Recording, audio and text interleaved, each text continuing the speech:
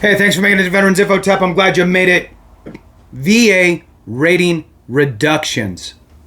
The VA can and will reduce your rating, and I wanted to kind of talk about that a little bit, what you can do and how that looks. So please hit the thumbs up, subscribe, share with a friend, all that good stuff. I really appreciate it. The two ask, right?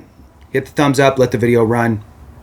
If you want to support the channel in other ways, please consider being a member. You can do that by going to the home page. You will see highlighted members there and a join button. I think it's kind of weird how it works sometimes depending on what device you're on. So in any case, let's jump into this. I appreciate everybody who watches, all you subscribers, members, anybody who hits the thumbs up, all that good stuff. I appreciate all of you. All right, let's jump into it. So VA rating reductions. When a veteran suffers from a service-connected disability, VA assigns them a disability rating between 0 to 100%. Veterans are paid a set monthly amount that corresponds to their combined disability rating based on VA compensation rates, as many of you already know.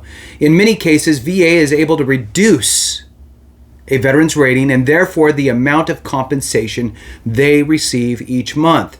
Throughout this post, which I'm reading, we will be discussing why this occurs.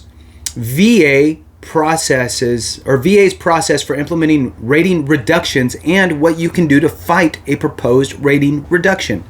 Why does VA reduce disability ratings? Okay, let's see what they have to say. We'll see if we can pick out any nuggets, and I'll chime in any additional things or clarify. The Department of Veterans Affairs reduces veterans' disability ratings to ensure that each veteran is being compensated for their current level of disability. Which, by the way, if you're like this with your back condition, right, and you've decided after you got rated that on these it really sucks times, you just push through and you don't tell anybody, and then it's low and then it's back up and you just kind of push through, it's probably not good because the VA is just going to assume that your back is now better, right? Just as an example. All right. If VA anticipates that a veteran's condition has improved or will improve over time when initially rating them, they will schedule a reevaluation of the veteran's condition and can potentially reduce their disability rating. In your decision letter that you received when you filed your claim, it's going to tell you if you have a future exam for a condition. It won't tell you the exact date or anything like that, but it will state that they're planning on doing a future exam. Why? Because they don't feel as though that specific condition is static in nature. So they think that there's a potential that with treatment or time, that condition could potentially get better. So they're going to check you out. Again, usually between 3 to 5 years. The purpose of so this is what happens, by the way. People will get rated and then they won't go back to the doctor for 3-4 years and they just suck it up, Motrin, whatever, and they don't go back. They don't really want to go to see a doctor. So then next thing they know, they get a notification that they have a CMP exam coming and they have no evidence to support that they are in the same position that they were.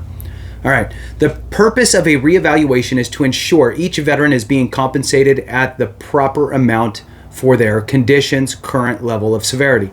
Now, I'll also throw out there this. Look, if you were up here and it's horrible and you got better a little bit, that's a good thing, right? Most of us are like, you know what? Hey, if I could go without having this specific condition anymore, I would be much happier. The problem is that the VA, right? We have two things. We have injuries and health and all that stuff, and then we have money. And it's like, hey, I want good health, but I need money too, right? And so what happens is the longer that you have money at a certain point and your health is bad, but your health starts to get better, it wants to pull the money down, and then that's stressful and causes anxiety. And so it's this weird kind of seesaw teeter-tottery thing, which isn't very fun.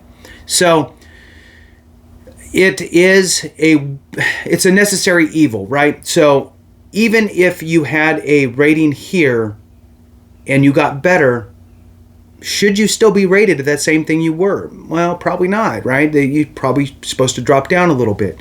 And again, this is why I personally am a fan of file for everything that you have going on with you, because you can't bank on, hey, look, I got rated 70% for this and another whatever for that, and now my rating's where I need it. I don't need to file for all these other things like my migraines or my GERD or my arthritis in my back because I'm already good to go, right? No, do as much as you can, especially on the static side, because then you don't need to worry about the reevaluation. All right, so anyway, moving on. The purpose of the reevaluation is to ensure each veteran is being compensated at the proper amount for their condition's current level of severity. The policy is intended to recognize that in some instances, veterans' conditions can improve. This, however, can result in a decrease in the veteran's current compensation level. How does VA initiate the rating reduction process? There are two primary triggers for VA to initiate a rating reduction. New evidence is one. If VA receives new evidence, such as medical records indicating a change in the veteran's disabling condition, it will schedule an examination to evaluate the veteran's current level of disability. Number two, potential for improvement. So, the mental health is a good one for this. So, if you've never had any sort of mental health treatment or anything like that, and you got diagnosed and now you got your rating, the VA is going to assume that there's a potential for improvement in the severity of the symptoms that you are experiencing due to your mental health condition. So they will set a re-examination to check in on you and make sure that they're paying you at the right level. All right, so let's move on. Potential for improvement. If VA saw potential for improvement in your condition when initially rating you, your decision will note that you are subject to future evaluations, which is what I talked about earlier. If your disability is subject to reevaluation, VA may reduce your rating following this second examination.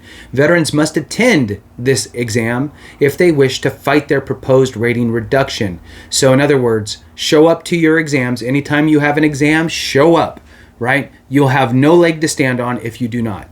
So I'm going to read that again. Veterans must attend this exam if they wish to fight their proposed rating reduction, because if they do not attend, VA will likely reduce their disability rating. In either of these scenarios, VA will most likely schedule the veteran for a new VA examination to ensure that the veteran's conditions are correctly evaluated. Importantly, VA may schedule an exam at any point during the reduction process. While some veterans may think that refusing to attend an exam could help prevent a reduction, the opposite is true. Failure to attend an exam or follow through with scheduling an examination could result in a reduction even sooner, which is absolutely true. Therefore, it is crucial that veterans attend any scheduled C&P exams and contact VA as soon as possible if they do need to reschedule an exam. Don't run away from it. You got to hit it head on. It is also important for veterans to be honest during the exam regarding how the condition affects them under the ordinary conditions of life and work. To reduce a veteran's rating, VA will need to demonstrate that there is actually improvement in the veteran's condition and improvement in their life functioning. Examples of this may include improvements in the veteran's ability to walk around, to run everyday errands, or to care for themselves. What rules must VA follow to reduce ratings?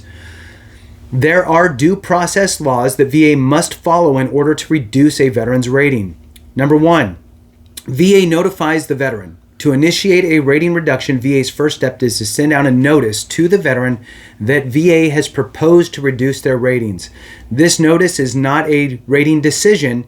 You cannot appeal a proposed rating reduction using a notice of disagreement as you would a rating decision. So you're going to be notified. That notification is important because the clock is ticking, by the way. So don't just put it over here and pretend it didn't exist. Okay, number two, the veteran decides on a hearing or not. It's up to you. If it were me, I would want a hearing. So the veteran decides on a hearing or not. If a veteran does not agree with the proposed reduction, you have 30 days, goes by quick, You sit that paper on the side and you forget about it for a couple weeks. Next thing you know, you're looking for the paper and you can't find it, and 2 more weeks goes by and your 30 days is gone. So I get it for the math monkeys out there, 28 days, right? Whatever. It's not 30. You still got 2 more. All right. So let's move on. They have 30 days to request a hearing. Although this step is not necessary to fight a reduction, you do request a hearing. If you do request a hearing, VA, this is important. If you do request a hearing, and you got 30 days, VA cannot reduce your rating until it is held. So if they're going to reduce you, they cannot reduce you until they actually have a hearing. Okay? Requesting a hearing can provide the veteran with additional time. Time is important because guess what? If they're planning to do a reduction, they either got evidence or they think that your condition has a potential of getting better. You need to go to the doctor. As soon as you get this letter, you need to request a hearing and you need to start making doctor appointments to go talk about your condition. Those 2 things, absolutely. All right, request a hearing. All right, so let me go back. VA cannot reduce your rating until it is held. Requesting a hearing can provide the veteran with additional time to submit new evidence to fight the proposed reduction. Okay, whether you request a hearing or not, veterans have 60 days to submit new evidence. So you're going to read this letter, you're going to see 30 days and you're going to see 60 days. You have 60 days to submit new evidence. And you're going to see you have 30 days to request the hearing. Okay. In your mind, you might be thinking, okay, look, I just need to go work on new evidence. I got 60 days to do that. I really don't want like a hearing. I just want to send them my new evidence and move on with my life. They will reduce you, right? If you don't put in for the hearing. So you're going to lose that extra layer of protection. Put in for a hearing. Go work on your evidence. Put in for a hearing. Go work on your evidence. Those are the 2 things. Because remember, the VA cannot reduce you if you have a hearing pending. Important. Even if, let's say it takes them 6 months. I'm just saying 6 months, right? Well, now they're not going to reduce you for 6 months, and you're out there gathering your evidence for the first 60 days. You get that all submitted. You could get them to turn and change their mind and not reduce you. All right, let's move on. Number 3, VA issues a decision. In order for VA to issue a decision reducing a veteran's rating, it must prove through medical evidence that there has been an actual change in the veteran's disabling condition since they were last rated. In addition, there must have been improvement in the veteran's condition using the evidence provided throughout the course of their entire medical history. If VA issues a decision reducing a veteran's disability rating, the veteran should follow the traditional appeals process by filing a notice of disagreement. Note that once VA has issued a decision reducing your rating, it will go into effect and your benefits will be impacted. Specifically, this means that a veteran will likely receive less compensation starting the month following the date of the decision that was issued. If the veteran appeals the reduction, they may potentially have their rating restored, and VA would then owe the veteran that money that was improperly reduced. How to fight a VA rating reduction? Upon receiving a proposal to reduce from VA, a veteran has, again, 30 days to respond to this notice to request a hearing. Veterans are not required to request a hearing. However, they can request one if they feel it would benefit them in some way. I think so. It also prevents VA from reducing the veteran's rating until the hearing has been conducted, in an important piece. Veterans may feel a hearing can be beneficial because it allows them to describe their condition to the VA. Most likely, right, in a lot of cases, if you weren't out getting more medical evidence through this period of time by going to the doctor and all that stuff and continuing your treatment, and you're just kind of dealing with it on your own, you might want to try to express that, right? how difficult it was and why you weren't going to the doctor. Veterans may feel that this hearing will allow them to describe their condition to the VA in their own words and explain how it may have not improved. Further, because of the length of time it can take to schedule a hearing, veterans often have the opportunity to gather the necessary evidence to fight the reduction.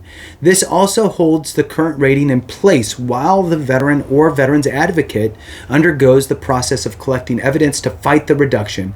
This makes requesting a hearing an important procedural step a veteran can make, right? So smart in all the ways, in my opinion. Whether a veteran requests a hearing or not, they will have 60 days from the date of the notice to submit additional evidence in support of their current rating and show that a reduction is not warranted.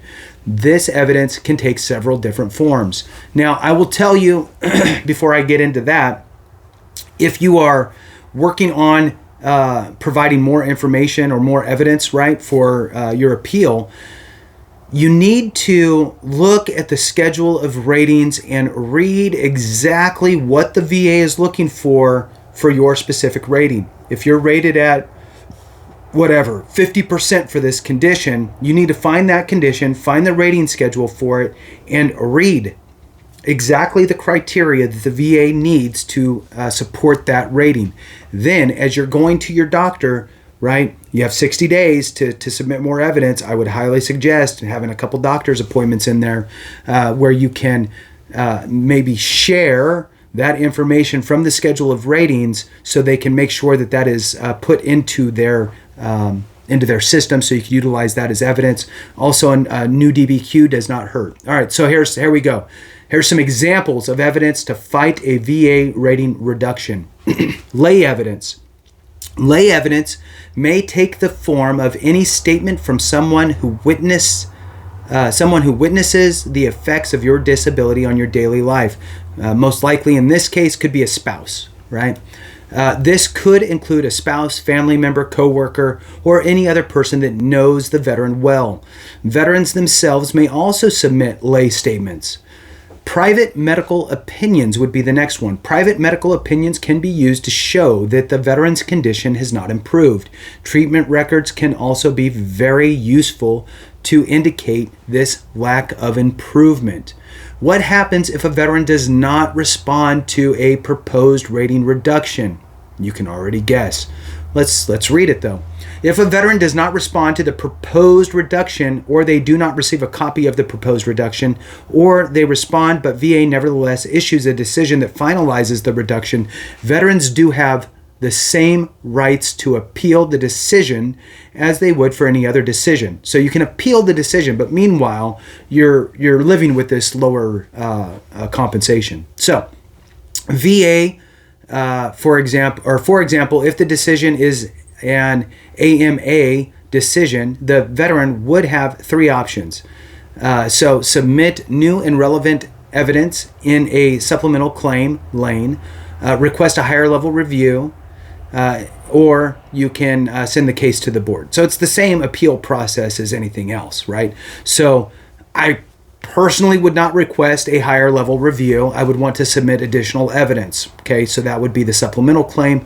Or if you feel as though that doesn't work, you can also send it to the board.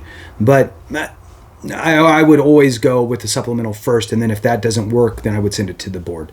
Moving on, are certain conditions more vulnerable to rating reductions? And the absolute answer is yes. Some conditions are way more likely to be scrutinized than others, just based on their nature, right? So I would say mental health and cancer would be the two biggest ones that would have the potential of getting reduced. So yes is the answer. VA uses diagnostic codes when assigning your rating, some of which require re-examinations by nature. For example, VA will often attempt to reduce the ratings of a veteran who suffers from cancer, as the cancer is expected to improve with treatment. Active cancer usually warrants a 100% disability rating, whereas someone who is in remission and only suffering from the cancer's residuals may only be rated at 20%. However, if medical evidence shows that the cancer has not improved, your disability rating should not be reduced. Are some ratings protected from being reduced? Well, that's a great question, and that will be on another video. So thank you so much for watching. I appreciate you. Have a great one, and remember, if we don't take care of each other, something went wrong.